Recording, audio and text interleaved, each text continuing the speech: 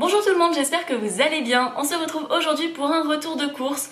J'en fais à peu près une fois par mois sur ma chaîne, je trouve que c'est la bonne fréquence pour vous montrer un petit peu mes habitudes de consommation du moment, les petites nouveautés, ce genre de choses. Et aujourd'hui je suis retournée à Lidl, ça faisait depuis début août que je n'y étais pas allée. Et pour une bonne raison, puisque après avoir consommé, vous savez, je vous avais fait une vidéo dégustation avec ma cousine où on avait dégusté plein de produits vegan de Lidl, et bah j'ai fait une énorme intoxication alimentaire suite à la consommation de leur mozza vegan qui contenait de la farine de caroube qui était contaminée à l'oxyde d'éthylène, et ça a eu pour effet que j'ai eu des nausées atroces, une fatigue incroyable. J'ai passé la journée, le lendemain, j'ai dormi toute la journée. J'avais prévu une super journée avec ma cousine que je vois une fois tous les ans ou tous les 2 ans parce qu'elle habite au Cameroun et que c'est pas facile pour se voir. Et bah clairement j'ai pas pu y aller, on devait aller faire plein de plages et tout, et j'étais super triste et j'étais hyper inquiète. Je me demandais ce que j'avais au début, si j'étais pas enceinte ou j'en sais rien. Avoir des nausées comme ça, j'en ai jamais, donc je savais pas à quoi c'était dû. Et en fait Lidl a très mal géré sur ce coup-là, puisqu'en fait ils ont juste dit, ils ont fait un rappel sur la mozza, mais en disant vous inquiétez pas, c'est juste pour une enquête, il y a rien d'inquiétant, consommez-en, il y a pas de souci, aucun problème pour la santé. Du coup, tout le monde m'a prise pour une folle en plus parce que j'en ai parlé sur Instagram. Il y en a qui m'ont dit mais non, Lidl, ils ont dit qu'il n'y avait pas de soucis de santé, ça doit pas être ça, t'es peut-être enceinte, t'as peut-être le Covid ou je sais pas trop quoi. Et en fait, il s'est avéré un mois plus tard qu'il y a eu le résultat de ces enquêtes et que les produits étaient bien contaminés, que l'oxyde d'éthylène c'est extrêmement cancérigène, qu'il y en avait dans certains produits jusqu'à 1000 fois la quantité tolérée pour être mis sur le marché. Donc il y avait un vrai souci sur ça, donc c'est vrai que c'est pas la faute de Lidl en soi s'il y avait ce produit dans les produits qu'on a achetés, parce que ils peuvent pas deviner, c'est pas écrit sur l'étiquette, etc. C'est juste une contamination qui a été faite au tout début lors de la stérilisation ou je sais pas trop quoi, de l'assainissement de la farine de caroube pour éviter qu'il y ait des microbes ou des bactéries ou un truc comme ça dessus.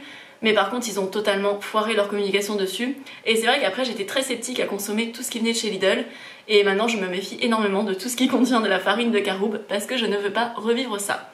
Mais bon, donc là j'y suis retournée, j'ai voulu leur redonner une chance, et c'est vrai que c'est quand même le magasin le plus proche de chez moi, donc c'est quand même pratique pour moi d'y aller de temps en temps, et c'est vrai que ce n'est pas cher. Donc j'en ai eu pour 18 € aujourd'hui à Lidl. Je vais vous montrer tout ce que j'ai acheté. C'est des petites courses tout simplement parce que on a fait pas mal de courses ces dernières semaines et il nous restait beaucoup de trucs. On a des trucs dans les placards et voilà, on n'avait pas besoin d'énormément de choses. Donc pour vous présenter les produits, j'ai pris des feuilles de vigne, donc le focus ne se fait pas. Donc j'ai pris des feuilles de vigne, ça j'adore ça, c'est des feuilles de vigne farcies avec du riz.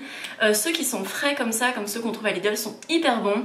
C'est pas très cher, ça coûte 1,99 €, ce qui est correct. Souvent c'est un peu plus cher que ça les feuilles de vigne, et vraiment elles sont délicieuses. Pour moi c'est vraiment un petit plaisir que je mange en apéro ou en accompagnement d'une salade ou d'un plat, peu importe, j'ai toujours de l'appétit pour ce genre de petites choses. Ensuite j'ai acheté un chou-fleur. Ce qui est fou, c'est que ce chou-fleur, origine France, il était à 1 €. Ces derniers temps j'achète pas mal de chou-fleur puisque je suis en train de faire quelques tests pour une recette que j'ai envie de vous partager, que j'adore en ce moment. Et du coup à chaque fois ça me coûtait 3 € pour un chou-fleur, ça me faisait un peu mal de dépenser autant juste pour un chou-fleur. Donc là, chou-fleur à 1 €, trop bonne occasion. Normalement je vous filme ma recette cette semaine, sauf si, je sais pas, s'il y a un imprévu, mais vraiment j'ai une recette trop bonne avec du chou-fleur. J'ai pris des petites pommes, il y en avait une troisième mais je l'ai mangée en rentrant parce que j'essaye de manger un peu plus de fruits, parce que c'est vrai que je suis un peu une flemmarde sur les fruits. J'adore les fruits mais j'ai toujours la flemme d'en manger, du coup il faut que je me force un peu pour me dire en acheter, pour ne pas avoir envie de les laisser pourrir, parce que je déteste le gaspillage, et du coup je me force à en acheter, comme ça il y a des moments où j'en mange. J'ai pris une pâte à pizza. On a changé notre organisation de repas avec Didier. Avant c'était moi qui cuisinais, lui qui faisait la vaisselle, mais en fait ça marchait pas bien pour nous, il y avait trop de laisser aller d'un côté ou de l'autre et des fois c'était pas pratique. Du coup on a décidé de changer et de faire chacun notre tour en cuisine, et dès qu'il y en a un qui cuisine, l'autre fait la vaisselle, et je trouve que ça marche mieux comme ça pour le moment. Et du coup pour les soirs de flemme, que ce soit pour Didier ou pour moi, j'ai acheté une pâte à pizza, comme ça on pourra faire une pizza express. C'est vrai que les pâtes à pizza toutes prêtes, c'est moins bon que celles qu'on fait maison, mais c'est quand même pratique, ça évite de mettre de la farine partout.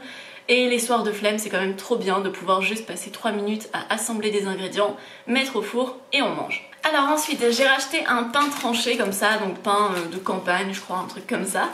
Je vais le congeler immédiatement après la vidéo. J'aime bien avoir toujours du pain au congèle, c'est trop pratique. Vous savez que le matin j'aime pas trop petit déjeuner, mais vers 11h j'ai faim et souvent je me sors une ou deux tranches, je les fais griller à la poêle et je mets n'importe quoi dessus, du houmous ou peu importe, et c'est trop bon. C'est vraiment pratique d'avoir du pain toujours sous la main. Ensuite, j'ai acheté du lait de soja bio nature sucré. Celui-là je l'aime bien parce qu'il est enrichi en calcium. Ils ont aussi du lait d'avoine de temps en temps à Lidl et c'est vrai que je préfère le lait d'avoine, mais il n'est pas enrichi en calcium, donc je me dirige vers le lait de soja. Au rayon bio, il y avait des petites nouveautés, j'ai hésité à en acheter parce que j'avais envie de soutenir un peu l'initiative et en vrai j'en avais pas tant besoin que ça, du coup j'en ai pas pris. Mais il y avait des pâtes de légumineuses, donc il y avait des pâtes de lentilles, pâtes de pois chiches, pâtes de pois cassés et il y avait du quinoa, ce qui est assez rare à Lidl, enfin il n'y en a pas tout le temps. Après c'est juste une édition spéciale pour la semaine ou pour 2 semaines. C'est ça que je trouve un peu dérangeant à Lidl, c'est que c'est compliqué d'avoir des sources de protéines végétales si on fait nos courses uniquement là-bas et tout le temps. Puisqu'en fait en termes de sources de protéines végétales, il va y avoir les pois chiches en boîte, les haricots blancs en boîte et le lait de soja, ça va être vraiment les sources de protéines majeures de Lidl, et de temps en temps il y a des légumineuses sèches ou ce genre de choses. Mais c'est vrai qu'il n'y a pas trop de choix de tofu, enfin il y en a de temps en temps mais la plupart du temps il n'y en a pas.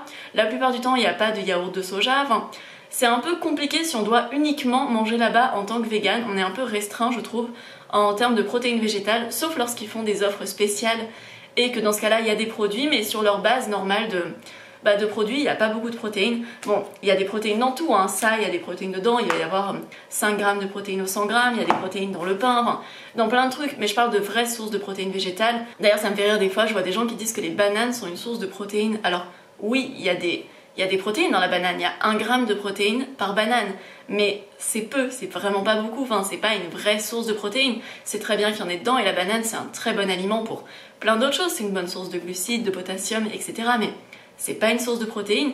Et quand on voit le choix de viande à Lidl, il y a des rayons immenses de viande et de charcuterie aussi, enfin vraiment, je pense qu'il y aurait une petite place quand même pour mettre un petit peu de tofu, surtout que des fois ils en mettent et ça marche super bien, donc je vois pas pourquoi ils l'intègrent pas à leur collection permanente. Et ce serait bien pour se faire pardonner d'avoir essayé de nous intoxiquer avec la mozza à l'oxyde d'éthylène, ça pourrait être bien. Donc ensuite, comme j'en parlais il y a 2 secondes, j'ai pris des bananes, donc j'ai pris 5 bananes. Les bananes, c'est un des fruits qui passe toujours pour moi. C'est vrai que c'est un fruit que j'ai pas trop de mal à consommer pour le coup, et j'aime bien faire des smoothies avec en fin de matinée quand j'ai pas envie de saler, ce qui est rare. La plupart du temps je préfère du salé, mais j'aime faire un petit smoothie avec bananes, lait végétal, un petit peu de beurre de cacahuète par exemple, et c'est vrai que j'aime bien manger ça. Ensuite j'ai aussi pris une patate douce. J'en ai pris qu'une seule parce qu'il m'en restait une autre de la semaine dernière. Et la patate douce, j'en mange pratiquement chaque semaine. C'est vraiment un basique, il y a toujours un moment dans la semaine où soit je vais la faire griller au four, je vais en faire des petits cubes, ou je vais en faire de la purée. J'adore ça, je trouve que c'est un aliment très doux, en fait, très agréable à consommer. Après j'ai pris une salade.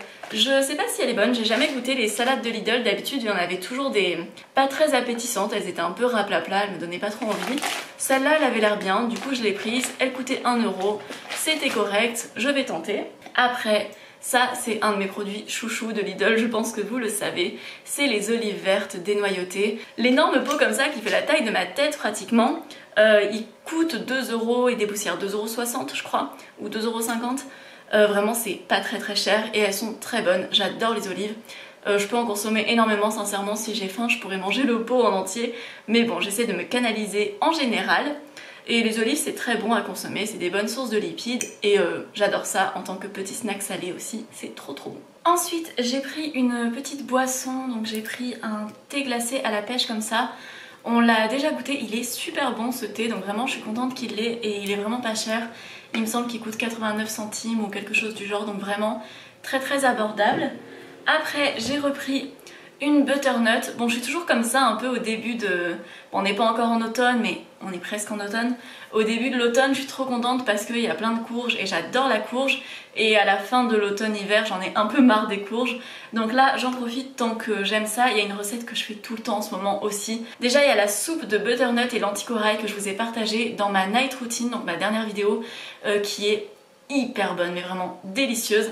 Là je vais l'utiliser dans une autre recette, mais qu'est-ce que c'est bon. Je suis trop contente. En fait j'aime bien cette période, le mois de septembre, parce qu'on a encore des légumes d'été qui sont hyper bons. On a encore des aubergines, des courgettes, etc. Et on a le début des légumes d'automne, donc on a un peu tout d'un coup et c'est trop bien. J'avais prévu d'acheter des poireaux mais ils étaient vraiment pas jolis, mais je pense que j'irai en acheter dans la semaine quand même parce que j'ai envie de faire une tarte aux poireaux cette semaine. Et enfin, donc ça c'est très rare que j'achète des trucs, des légumes emballés, mais j'ai un apéro cette semaine où j'ai envie d'amener des petits poivrons farcis avec, vous savez normalement on met du chèvre dedans, on fait cuire les poivrons et après dedans on met du chèvre frais ou du fromage frais, et là vu que j'ai le cream cheese à l'oignon, j'ai envie d'en mettre dedans et d'amener ça parce que je sais que c'est hyper bon, ça plaît à beaucoup de gens et je trouvais pas de mini poivrons non emballés, du coup j'ai pris ça.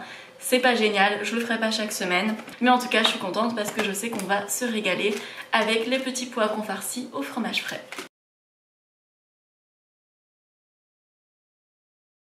C'est ces espèces de choc à pic mais en marque Lidl. Il y a 2 sachets dedans, ils sont énormes et le paquet est vraiment pas très cher pour tout ça. Donc ils les adorent, on les prend que quand on va à Lidl, mais c'est vrai qu'elles sont vraiment bonnes et elles valent vraiment leur prix. Et ensuite je suis allée en magasin bio acheter du tofu fumé amande sésame. Celui-là c'est mon préféré de la marque Typhoon, je sais pas comment on dit. N'hésitez pas à le prendre si vous devez débuter avec le tofu, je vous conseille celui-là. Il y en aura dans la prochaine vidéo que je vais sortir et j'avais fait une vidéo spéciale avec des recettes sur comment utiliser ce tofu fumé. Donc je vous la mettrai dans le petit i, je sais jamais de quel côté c'est aussi. Je vous mettrai la vidéo dedans, il y avait 3 recettes avec du tofu fumé. Vous voyez quand on parlait de protéines tout à l'heure, le tofu comme ça fumé il a 19 grammes de protéines pour 100 grammes. Donc ça fait 38 grammes de protéines pour un petit bloc, ce qui est vraiment bien. Pour vous donner à titre de comparaison, un steak c'est à peu près 20 grammes de protéines aussi, entre 18 et 20 grammes aussi. Et par exemple le lait de soja ça va contenir 36 grammes de protéines pour la brique entière, donc c'est une bonne source de protéines aussi, mais voilà, enfin là c'est très concentré. Normalement j'achète mon tofu blanc en magasin asiatique, mais là j'aurai pas le temps d'y aller cette semaine ni la semaine prochaine. Et c'est vrai que j'adore le magasin asiatique mais il est vraiment trop loin de chez moi et à chaque fois je dois marcher presque 45 minutes dans chaque sens pour y aller parce que c'est hyper mal desservi. En transport en commun je dois prendre 3 bus différents, donc je préfère y aller à pied. Mais du coup j'aurai pas le temps d'y aller cette semaine. J'ai pris ça pour cette semaine et les semaines à venir puisqu'on mange pas tous les blocs d'un coup, c'est juste pour en avoir. Donc là c'est tout pour les courses que j'ai achetées aujourd'hui. Donc j'en ai eu pour 18 € à Lidl et j'en ai eu pour un peu moins de 9 € en magasin bio, donc ça me fait presque 27 € pour cette semaine de courses, donc vraiment très peu de dépenses, c'est très bien. On va manger pour plus que 27 € puisqu'on a des trucs des semaines d'avant, mais c'est juste cette semaine on dépensera pas beaucoup d'argent. J'ai ce genre de choses dans mes placards, j'ai des protéines de pois texturées, on se base beaucoup dessus pour nos protéines en ce moment. Après j'ai des sachets aussi de... Bon là vous voyez pas ce qu'il y a dedans, c'est des lentilles corail. J'ai des sachets comme ça où de base il y avait 1 kg de lentilles corail, j'ai 1 kg de pois chiches. J'ai d'autres légumineuses comme ça, des lentilles vertes, etc. Je vais avoir des amandes, des noix aussi que je consomme en très grosse quantité. Et j'ai un stock de riz, de pâtes et il me reste des pommes de terre. Donc vous voyez, il y a encore du stock. Je vais vous donner un petit aperçu de mon frigo juste après. Alors comme vous pouvez le voir, c'est pas non plus la famine dans notre frigo. C'est pour ça aussi qu'on a pu ne pas faire énormément de courses. Mon frigo n'est pas du tout rangé. Il y a un truc qui a coulé là, je l'ai pas nettoyé. Je le nettoierai plus tard. Ici, il me reste des champignons, des poivrons. J'ai un petit reste de salade en sachet qu'on avait acheté un dimanche quand on n'avait plus rien. Là j'ai de quoi faire du sétan. Je le mets au frais parce que vraiment les mythes adorent la farine de pois chiche.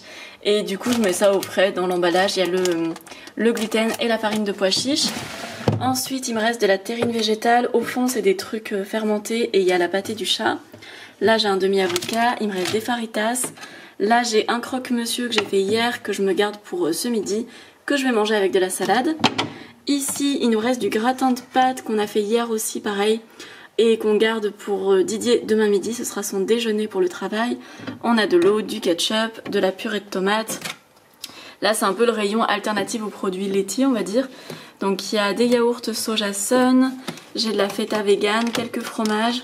J'ai aussi du poulet vegan là de la marque Violife. Vraiment n'achetez pas ça, c'est pas bon. Enfin c'est pas que c'est pas bon mais c'est inintéressant. Ensuite il y a ça, c'est très très bon, c'est du cream cheese aux herbes et à l'oignon je crois, non à l'oignon et au poivre, hyper bon. Là j'ai de la crème de soja. En haut j'ai tout ce qui est condiments, donc les cornichons, différentes moutardes. J'ai de l'ail mariné qu'on a déjà ouvert, du tahini. Là c'est la vinaigrette, j'en fais un petit peu chaque semaine. Et là c'est la chapelure aussi pour les mites, je l'ai mis là.